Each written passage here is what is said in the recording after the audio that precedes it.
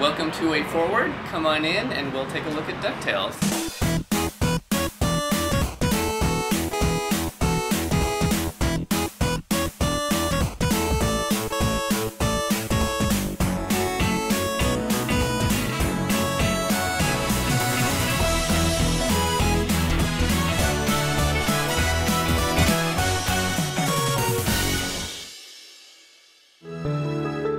First step in creating the backgrounds was to really study the NES levels. We had the NES maps, blocked out. We had the entire map from both a level design perspective and sort of a art layout perspective. We looked at the levels and to try to interpret, what the feeling was. For something like Transylvania, when you look at the actual original layout, it feels like it's broken into a few different areas. There's kind of a dungeon, underground, very brick area where you have the spikes. There's the entryway, kind of a foyer, and there's like doors and sort of some wood and some like wallpaper kind of falling off, and then the grand ballroom with the red drapes.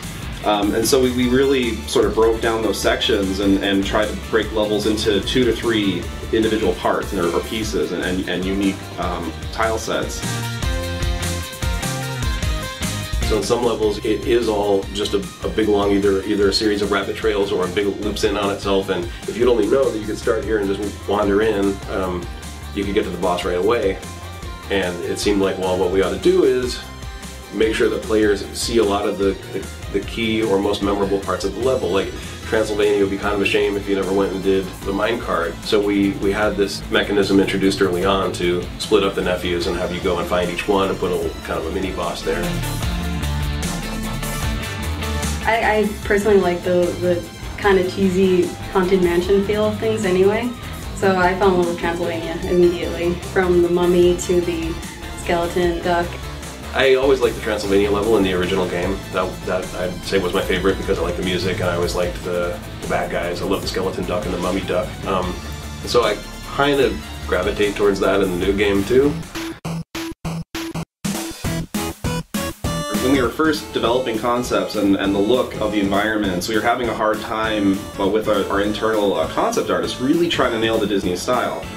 We have incredibly talented people, but there's this certain look, and so we did an internet search and we were looking up DuckTales backgrounds and different concept art, and I came across a blog with sketches from the original show, like thumbnails and actual layout drawings from the original show. It all came from one place, came from this one guy, Mike Peraza, and I thought, well, let's just contact him, see maybe he has a stockpile of layout art that we can rifle through and take some photos and scans, and he just wanted to work with us. And so we actually contracted him to work on the game. And the funny thing about Mike Peraza is he worked on the original DuckTales show, and now he's a Disney Imagineer.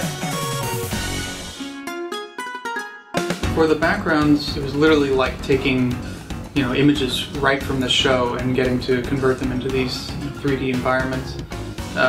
So it was absolutely a blast getting to sort of cut them up and place them together to create, the depth that you see in the game. And we would take the individual layers of that mountainscape and just sort of subtly take out, the contours of that mountain, make the forms that are closer to the camera actually come out towards you with really basic geometry, but the effect was actually really powerful.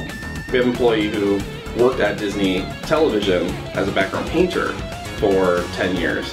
And so after Mike Peraza would do the layouts, we would give it to our background painter, and he would paint the backgrounds to just look like the show. And he had DuckTales open in the background. We're watching the original episodes like while he's working on our DuckTales painting. So we started, rather than just with a concept, we started with what would be a finished background painting for the show, with every detail meticulously painted. It's funny, it ended up being very similar to the way old cell animation was done, with multiple layers for the backgrounds to start scrolling.